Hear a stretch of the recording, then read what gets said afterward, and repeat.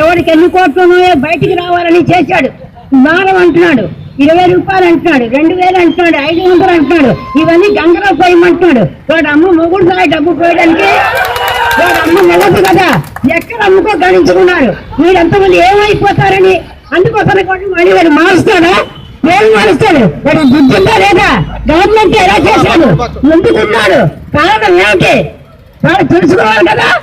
తెలుసుకోకుండా ఏం చేస్తారు? ఈ ప్రజలంతమంది ఎంత ఏడుస్తారా? ఏడుకోవడానికి తగలదా?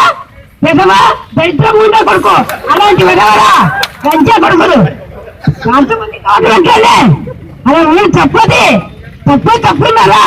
వాడు చేశాడు ఈ పనంతా. 2000 మారం, 100 రూపాయలు మారం, 500 మారం, 1000 రూపాయలు మారం. వీడు అడుగు తింటారా? వీడు ఏమైపోతారు? వీడి ప్రజలంతా ఎంత ఏడుస్తారు. వాడు బుద్ధి లేక చేశాడు విధవ. విధవప్పుడే గుర్తం మంట,